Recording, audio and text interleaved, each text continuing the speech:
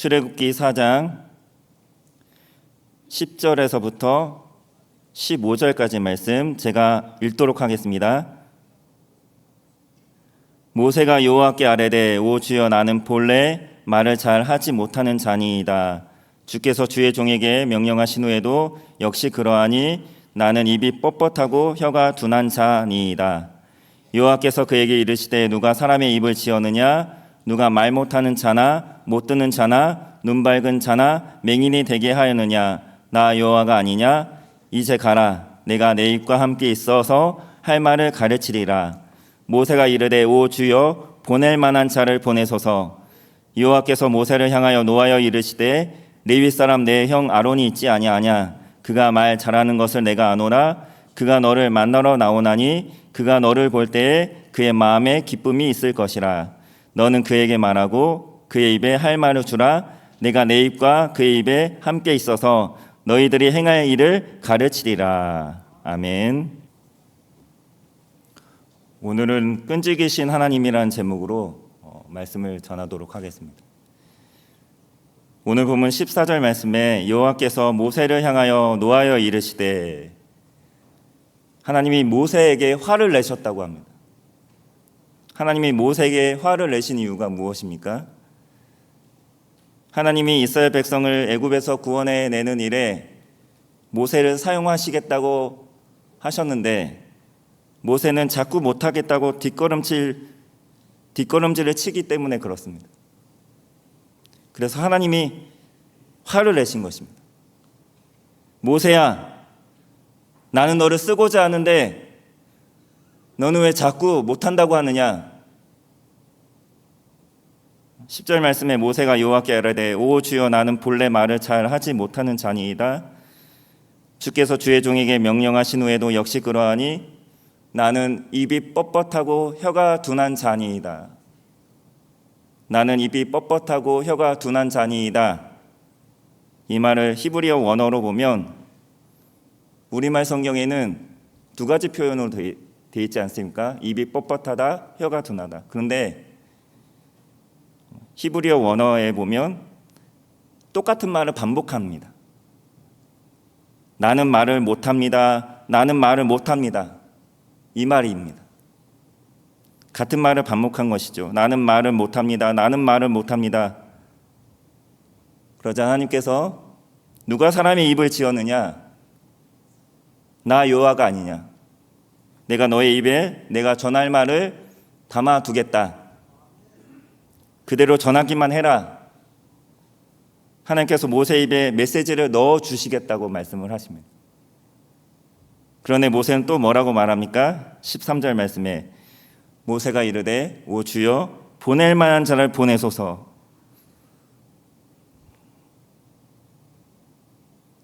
모세가 이렇게 말하니 하나님이 화를 내셨던 것이죠. 나는 너를 쓰고자 하는데 왜 너는 자꾸 못하겠다고 말을 하느냐? 여러분, 사람이라면 모세를 썼을까요? 회사에서 면접을 보는데 난 아무것도 못합니다. 난 못하니 쓸만한 사람을 쓰세요. 그렇게 말하면 누가 그 사람을 쓰겠습니까?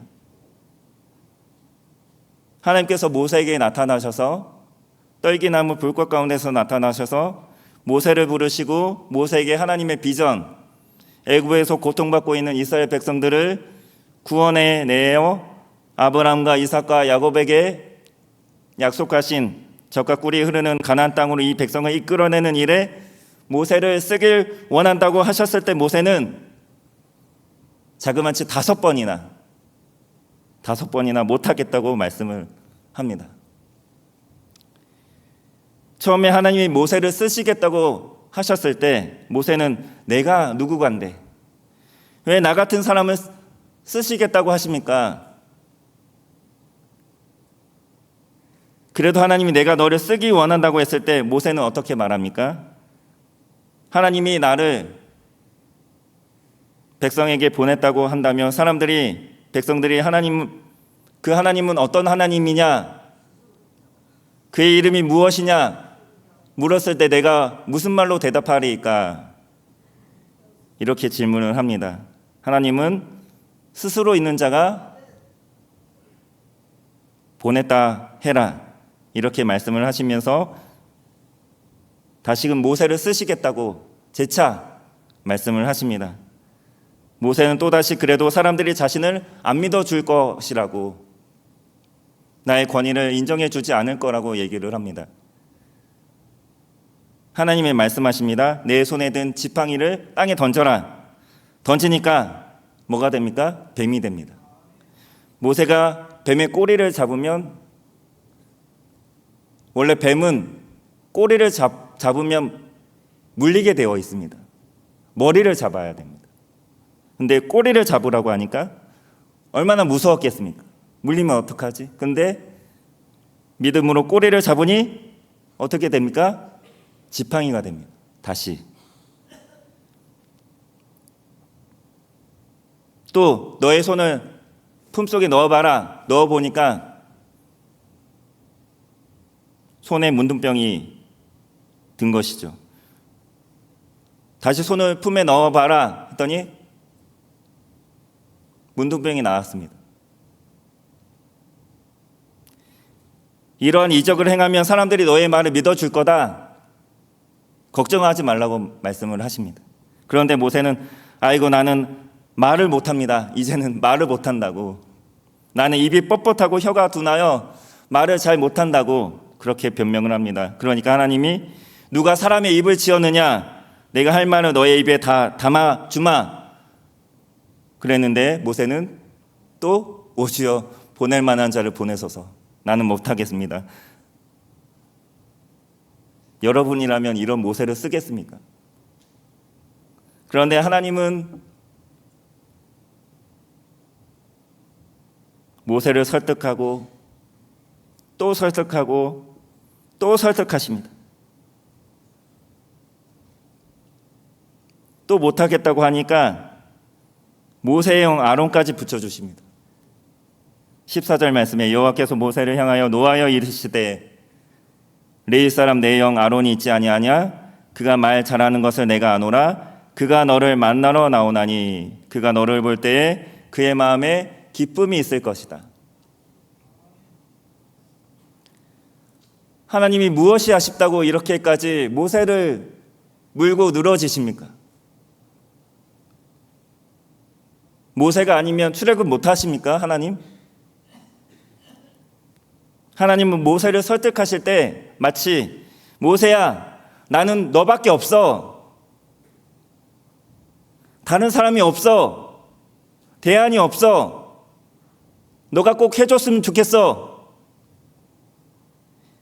이와 같이 모세를 설득하시는 것입니다. 모세가 아니면 정말 안 되는 것처럼 그렇게 설득을 하시는 것이죠. 하나님은 저와 여러분을 쓰실 때에도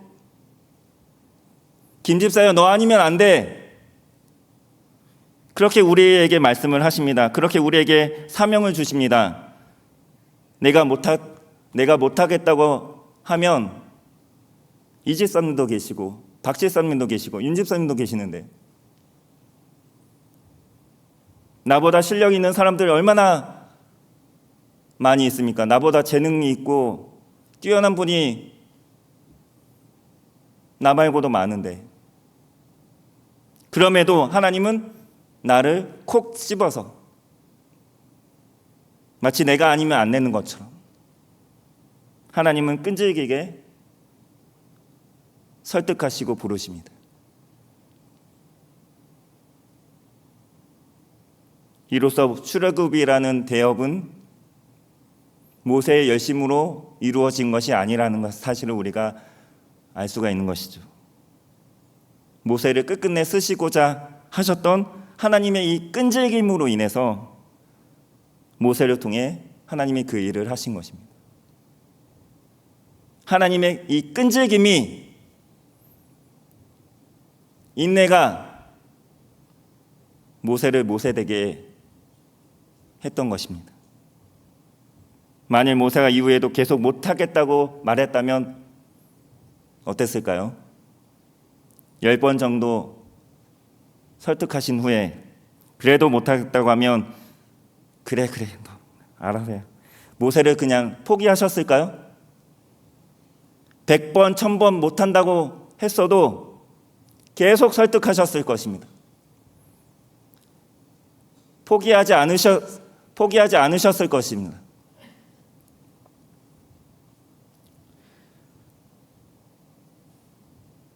사도 바울은 디모데전서 1장 13절 말씀에서 자신이 과거에 주님의 교회에 대해서 비방자였고 박해자였고 폭행자였다고 그렇게 고백을 하고 있습니다. 누가 이런 사람을 쓰겠습니까? 그런데 하나님은 이런 바울마저 쓰셨습니다. 아브라함은 어떻습니까? 하나님이 가라 하셔서 가나안 땅으로 갔습니다. 그런데 얼마 못 가 가나안 땅에 기근이 듭니다. 가나안 땅에 계속 머물러야 하는데 하나님께 묻지도 않고 하나님이 가라 하지도 않으셨는데 애굽으로 무작정 내려가 버립니다. 자기 목숨을 부지하기 위해서 자기 아내를 누이라고 속입니다. 애굽에서뿐만 아니라 그랄 지역에 거했을 때도 또 아내를 누이라고 속입니다. 또한 하나님의 때와 약속을 기다리지 못하고 아내 사라의 여종 하갈을 통해서 이스마엘을 낳아버리죠.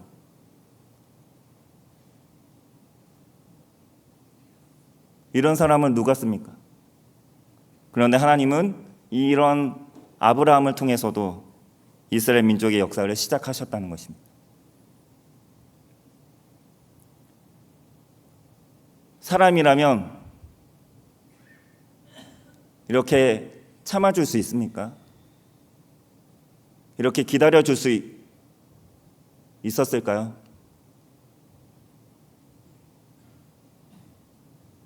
세 번 참아주면 대단하다고 생각이 되어집니다. 대부분의 사람들은 한 번 아니다 싶으면 바로 아웃이죠. 넌 틀렸다, 넌 안 되겠다, 그렇게 말을 합니다. 그런데 하나님은 모세를 설득하시고 또 설득하시고 또 설득하십니다. 끈질기게 설득을 하십니다. 그리고 마침내 모세를 하나님의 놀라운 도구로 사용하시죠. 모세가 아니면 안 될 것처럼, 바울이 아니면 안 될 것처럼, 아브라함이 아니면 안 될 것처럼 하나님은 또한 저와 여러분들을 찾아오시고 부르시고 설득하십니다. 우리를 사용하길 원하십니다. 우리를 통해 영광 받으시길 원하십니다.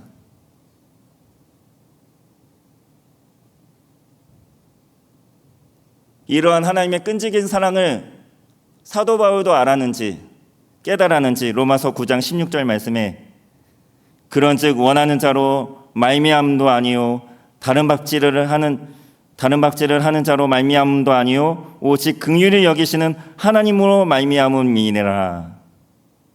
오직 긍휼히 여기시는 하나님, 나를 긍휼히 여기시는 하나님 때문에 사도 바울은 내가 여기까지 왔다고 고백을 하고 있는 것이죠. 나의 나된 것은 내가 간절히 원해서도 아니고 내가 다른 박질을 잘해서도 아니고 내가 열심히 있고 내가 뭔가 특출나고 잘나서가 아니라 나를 긍휼히 여기시는 하나님 때문이라고 그렇게 고백을 하고 있습니다. 하나님은 모세에게 말을 잘하는 형 아론을 붙여주십니다. 모세가 하나님께 하나님 나는 말을 잘 못합니다. 나는 입이 뻣뻣하고 혀가 둔합니다. 이 말을 한 이유가 무엇일까요? 모세의 생각으로는 지도자의 자리에 있으려면 무엇보다 말을 잘해야 한다고 생각을 했던 것이죠. 지도자라면 말주변에 있어야 되지 않겠어? 그렇게 생각을 한 것이죠. 그래서 백성들에게 전하고자 하는 메시지를 정확하게 전달할 수 있어야 한다고 생각을 한 것입니다. 그런데 하나님은 말 잘하는 아론을 지도자로 세우지 않으셨습니다. 말 못하는 모세를 지도자로 세우셨습니다. 16절 말씀에 보면 모세가 아론에게 하나님과 같이 될 것이라고 말씀을 하고 있습니다.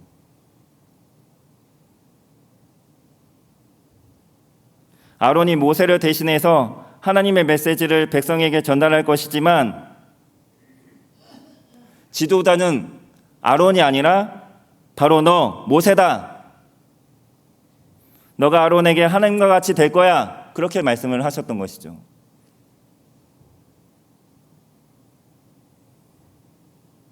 모세의 생각으로는 지도자라면 말을 잘해야 한다고 생각을 했습니다. 그런데 하나님은 지도자는 말을 잘 못해도 괜찮다고 생각을 하신 것이죠. 모세가 말을 못해도 하나님은 쓰실 수 있기 때문에.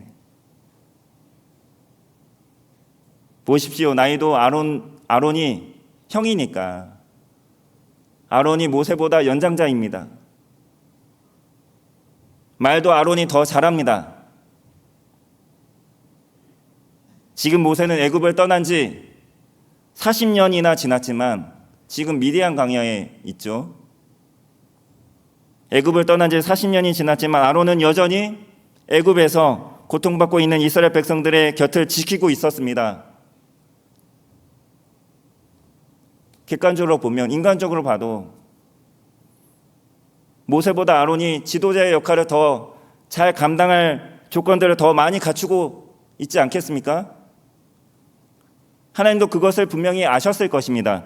그럼에도 하나님은 아론이 아니라 모세를 지명해서 그를 지도자로 세우셨습니다.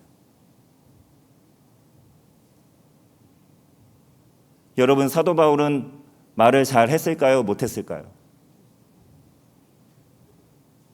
사도 바울은 정말로 위대한 사도입니다. 신약 성경 거의 3분의 1 방대한 양의 성경을 썼습니다. 바울이 아시아와 유럽에 세운 교회는 수도 없이 많습니다. 바울을 통해 예수를 믿게 된 사람들은 얼마나 많을까요? 그렇게 큰 일을 감당한 사람인데 바울은 그렇게 말을 잘 못했던 것으로 보여집니다. 고린도후서 10장 10절 말씀을 보면 바울에 대한 고린도 교회 성도들의 평판이 나옵니다. 말이 시원하지 않았다고 말씀을 합니다. 바울도 모세처럼 말을 잘 못했던 것으로 보여집니다. 바울 자신도 인정합니다. 그 다음 장 고린도후서 11장 6절에 보면 내가 비록 말에는 부족하나. 말을 잘 못하는데 바울을 통해 예수님을 믿은 사람이 억수로 많았다는 것이죠. 어떻게 그럴 수 있습니까? 하나님이 바울을 쓰시고자 하시는 의지가 너무나도 강하셨기 때문에. 나는 입이 뻣뻣하고 혀가 둔해서 말을 못합니다.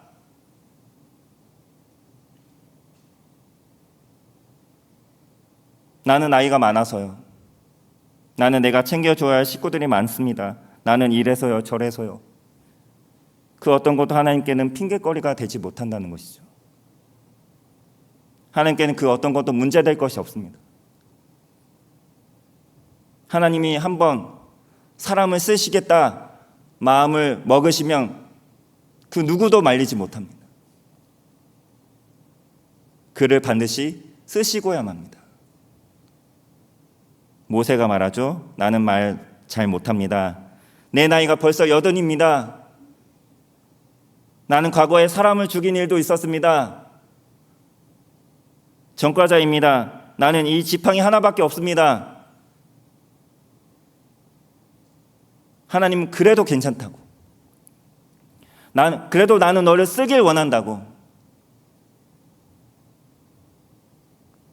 바울은 나는 원래 비방자였고 교회를 심히 박해하고 핍박한 사람입니다.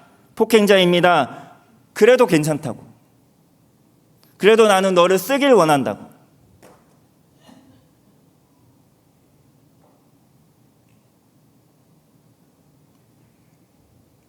말씀을 맺도록 하겠습니다. 사랑하는 성도 여러분, 우리는 어떻습니까? 내가 누구간데, 내가 무엇이간데 그 일을 할 수 있겠습니까? 나는 과거에 죄도 많이 지었고요. 실수투성입니다.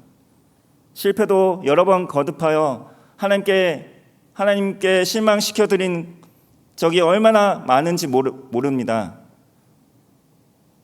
주님을 떠나 방황하기도 했고 내가 주님의 말씀에 불순종한 적이 많았습니다.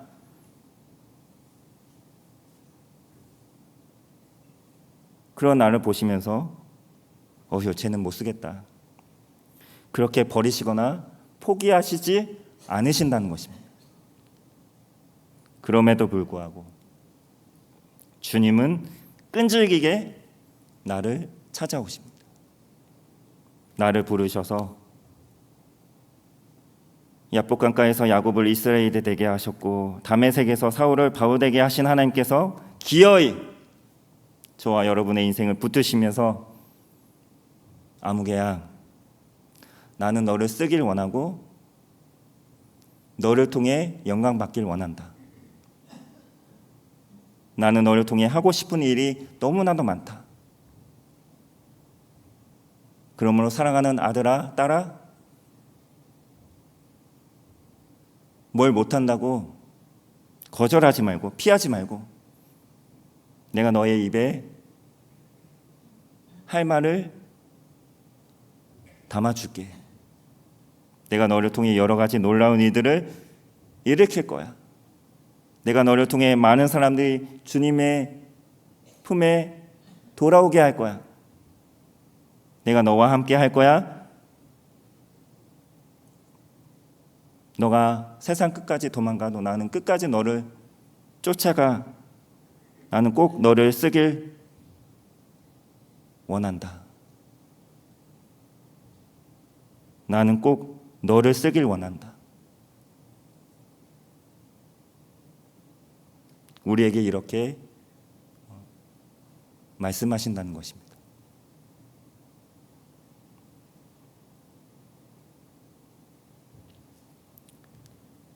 사랑하는 성도 여러분, 하나님의 이러한 끈질긴 사랑 때문에 우리가 여기까지, 이 자리까지 이른 줄 믿습니다.